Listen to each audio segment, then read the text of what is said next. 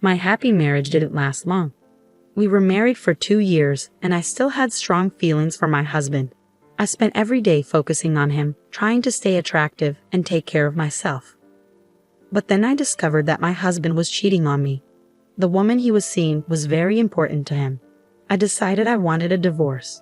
One afternoon, I thought my husband John was at work, but he unexpectedly came home with his lover. He had divorce papers with him. His lover, who had a blank expression, was there too. I guessed that this trip he was talking about was the honeymoon we never had. We only went on that trip because I got an unexpected bonus, and John suggested we go. We decided to go at the last minute, and I ended up paying for it. John told me that his ex-girlfriend and current lover contacted him during our honeymoon, and that's when he realized he still loved her. I was shocked and said, "What are you talking about? We were on our honeymoon. This doesn't make sense now." John replied, "I love her. She needs me too. We only just realized how we feel about each other. I do care about you, but she's the one I really love. You need to understand." I asked, how am I supposed to understand? How does he expect me to just sign the divorce papers? What about my feelings? John sighed and said, "You'll find someone better. You probably don't want to stay in this house anyway. We'll stay here, so you need to pack your things and move out in about a week." It felt like John wanted nothing to do with me anymore. He had asked me out and proposed to me, but now he was the one ending our marriage. He didn't take any responsibility for what happened, and I felt all my feelings for him vanish instantly without even an apology. I signed the divorce papers. John and his lover then left the house, telling me to be out by next week. I felt like my insides were freezing. It all happened so suddenly that I didn't even cry. Instead of feeling betrayed, I felt deceived, which made me feel sorry for myself and my situation. The next day, I asked a friend to help me pack up and move back to my parents' house. Since I'm a nurse and John didn't earn much, I paid most of our living expenses. Even though I was shocked by the affair and the divorce, not having to pay rent anymore felt like a small benefit in this situation. I made plans for where I would live next and started packing my things again to leave my parents' house. Kathy, John's ex, came to my mom's house. It was raining outside, so I let her in. My mom looked at me with sympathy. I wondered, what could my ex-husband want now? He said, "I'm not the love of his life." I wondered if John was here to ask me to come back or if he wanted money. I felt bad for assuming, but given how much he spent and complained about money while we were married, it made sense to think that might be the reason. Maybe he left something behind. I decided to go to the living room to hear what he wanted. "What do you want?" my father asked angrily, but John remained calm as he replied, "I'd like to talk to your daughter." It took a lot of nerve for him to stay so calm. "What do you want?"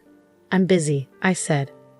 When I opened the door, I was stunned to see John's lover, or rather his new wife, sitting next to him as if she had every right to be there. "Why is she here? This is my parents' house. What are you thinking?" I asked. No one should bring their new partner to the house where their ex grew up, and it felt incredibly insulting. "Calm down," John says, and his attitude just makes me more disgusted. The woman with him remains silent again. "Can't you just get this over with quickly?" I asked, probably sounding more irritated than I intended. John looks serious. "This is important. We haven't talked about dividing our things yet. I'm here to get my share." I think to myself, so it's money, just as I thought. John looks pleased. "Yes, that's right. I had a feeling he would come soon, so I was prepared."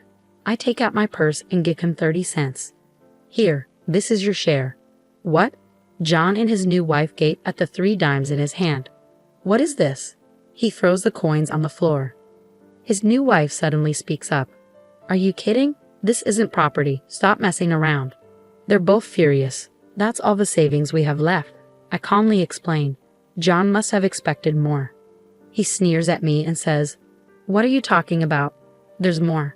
I know you had $200,000. Give me my share of $100,000. He waves his hands around, and his wife nods along. I'm shocked and just stare at him. "You're the one who wanted this over quickly. So if you want the money, hand it to me." John starts screaming and throwing things around the house. He's completely different from the man I knew. It's a relief to have left him.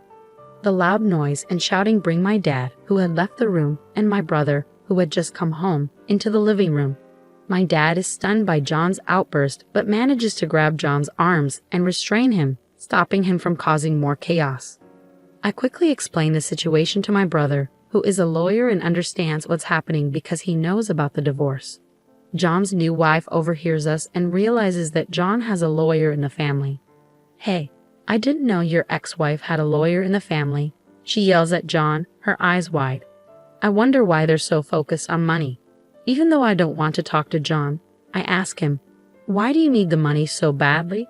You left me because you said this woman is your dream. You chose to be with her instead of me, and that's why you wanted me to move out." "Yes, that's true," John replies. "But dividing the property is important. The house we have now was ours, and we want to build a new one. We're planning for a family, so we need a car and a vacation too. I want to do all the things a new husband should, which is why I'm here. It's hard for me though." Every reason he gives seems so selfish. "Okay," I say. "So you didn't want to come here. I don't want you here either. You don't seem to understand how terrible your actions were, so you don't seem sorry at all. I financially supported our marriage. Giving you my share is the least you can do to acknowledge what you've put me through." "Supported you financially?" John scoffs. What did he just say?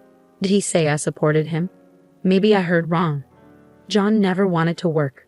He would come home as soon as he could to play online games and would take days off whenever he didn't feel like working, using up all his paid leave while pretending to be sick. John never intended to earn more money and took full advantage of the fact that I was a well-paid nurse. I covered all our living expenses. He would occasionally hand me $100 when he felt like it, but honestly, it felt like he was just an unemployed boyfriend living in my apartment without contributing. John never did any of the housework. Maybe if he had at least acknowledged my hard work, I could understand better, but I'm deeply disappointed by his unreasonable claim that I financially supported our marriage. I was the one paying all the living expenses. How can you say that? Based on what you just said, you should actually give me back the 30 cents I just gave you. What are you talking about? You really don't understand anything, do you? John's new wife interrupts. I'm sure you were excited when you heard about my savings, but I have some bad news for you, I say calmly, as John and his wife glare at me. At this point, my brother speaks up for me. Excuse me, I'm Henry Thompson, and I'm a lawyer. Let me clarify things for my sister. Only the savings made during the marriage are divided as property. Any money saved before the marriage remains the personal property of the individual. My sister saved up the $200,000 before the marriage, so it's her own money and can't be divided with you. The only amount left in your share account is 60 cents, so your share is half of that, which is 30 cents. There's no point in arguing about this. It seems my sister was saving for your future, but I believe you've spent it all on the woman sitting next to you. Henry speaks calmly, and John and his wife look shocked. John tries to respond. What my brother just said was as Catherine's brother, but now let me speak as her attorney. My client is requesting compensation from you. Why haven't you made this payment yet? I had requested compensation, I explained, but John only paid part of it. I was wondering why the rest wasn't paid, which is why I had my brother step in. My actual lawyer is his colleague, but since we didn't expect John to show up today, Henry is representing my lawyer. With Henry's intense gaze, John and his wife fall silent. You were asking for a share despite being the one who had the affair and caused the divorce. It doesn't make sense for you to ask for anything. It looks like you've already spent the money my sister had saved up for both of you. My sister's request is that you return the full amount you owe her and pay the compensation. That's impossible. John's new wife protests. Honey, let's stop this. We can't push this any further. John stands up and kicks the table while his wife tries to hold him back. When Henry mentions going to court, John seems to give up and starts speaking the truth. John admits, after the divorce, I lost my job, and since my wife is unemployed too, we started borrowing money. Now we're in so much debt that we can't pay the compensation. When we were trying to find a way to earn money, we remembered your savings and thought you might give us half if we talked about dividing the property. I'm stunned and speechless as they completely change their attitude and beg for my help. My brother, standing next to me, shakes his head to signal that I shouldn't listen to them. I have no sympathy for their situation and tell them they still need to pay back the compensation and my savings. I then ask my brother and father to show them out. The last few hours have felt like a storm. My mom returns to the room with a sigh of relief and starts cleaning up. My dad, furious, says what a terrible man John is and helps her. My brother rubs my back and says, "You did nothing wrong. What you did today and the divorce were both right. You should be confident." He adds that we need to ensure they pay the compensation and immediately calls his colleague. "All of us at the law firm are on your side," he says. I'm exhausted. I say, "Mom, you did an amazing job. How about we all go out for steak tonight to lift our spirits?" I collapse into my mom's arms and hug her. My dad and brother agree to the plan, so we have a wonderful dinner together that night. Later, with help from my brother, his colleague, and the law firm, I get back the compensation and my used savings. John and his wife have no luck with job interviews and end up working several part-time jobs. They won't be buying a house, a car, or going on vacation for a while. They seem to be finally grateful to me after experiencing their new life. When we pass each other on the street, they politely say hello, which makes me feel better knowing they've made at least a little progress. As for me, I'm in a steady relationship with the attorney who worked on my case. Henry is thrilled and says this man is perfect for me. 1 year after the divorce, I'm planning to introduce my new boyfriend to my parents soon. I'm sure they'll be very happy for me. I feel this way because when my ex-husband talked about his love of his life, I didn't really understand it. But now, I believe this new man might just be the love of my life.